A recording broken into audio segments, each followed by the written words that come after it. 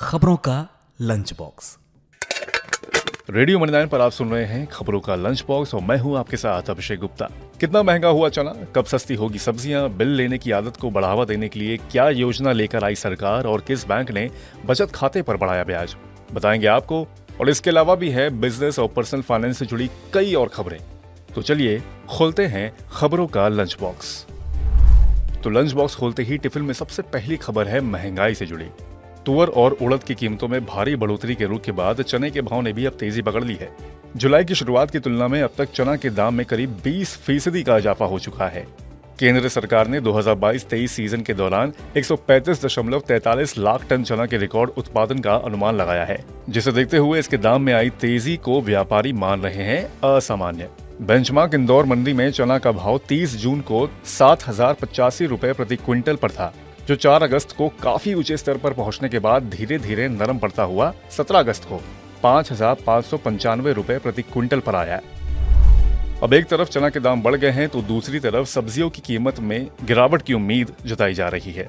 बताया जा रहा है कि अगले महीने सब्जियों की कीमतें घट सकती हैं, लेकिन कच्चे तेल की वजह से चिंताएं बढ़ी हुई हैं। सरकार को उम्मीद है कि बाजार में नई फसलों के आने के बाद अगले महीने से सब्जियों की कीमतें कम होने लगेंगी।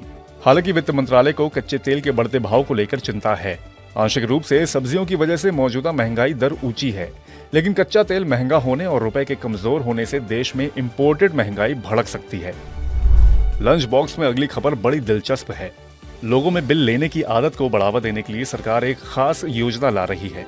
इसका नाम है मेरा बिल मेरा अधिकार। योजना के तहत रिटेल या थोक दुकानदार से मिले बिल को ऐप पर डाउनलोड करना होगा। ऐसा करने वाले ग्राहकों को 10 लाख रुपए से लेकर 1 करोड़ रुपए तक का इनाम मिल सकता है।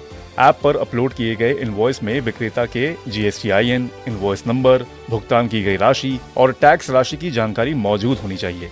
इसमें ग्राहक न्यूनतम 200 रुपए का बिल अपलोड कर सकते हैं और एक व्यक्ति एक महीने में मैक्सिमम 25 बिल अपलोड कर सकेगा। तो इस योजना का आप बढ़िया फायदा उठाइए। लंच बॉक्स में अगली खबर थोड़ी सी निराश करेगी आपको।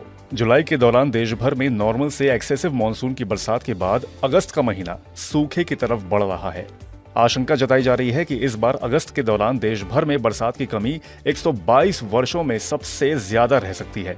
1 अगस्त से 17 अगस्त के दौरान देश भर में औसतन सिर्फ 90.7 मिलीमीटर बरसात हुई है, जो सामान्य के मुकाबले करीब 40% कम है। और अगर आगे भी बारिश नहीं होती है तो साल 1901 के बाद अगस्त में सबसे कम बरसात रिकॉर्ड होगी।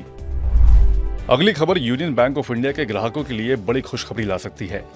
2 व्हीलर लोन, ऑटो लोन और होम लोन की प्रोसेसिंग फीस पर बैंक 100% छूट दे रहा है। यानी अब कंज्यूमर लोन लेने वालों को कोई प्रोसेसिंग फीस नहीं देनी होगी। वहीं बैंक ऑफ महाराष्ट्र ने भी होम और कार लोन पर ब्याज दर 20 बेसिस पॉइंट घटा दी है। ये बैंक भी ग्राहकों को प्रोसेसिंग फीस से छूट दे रहा है। साथ ही होम लोन 8.5% की ब्याज दर पर दे रहा है। लंच बॉक्स में एक और टिफिन खोलते हैं तो उसमें SBI लाइफ इंश्योरेंस से जुड़ी बढ़िया खबर है। दरअसल SBI लाइफ इंश्योरेंस ने 24 घंटे 7 दिन काम करने वाला सहायता केंद्र शुरू किया है। ये केंद्र उपभोक्ताओं को बिफोर और आफ्टर सेल सर्विस देगा। ऐसा करने वाली SBI लाइफ पहली भारतीय प्राइवेट लाइफ इंश्योरेंस कंपनी बन गई है।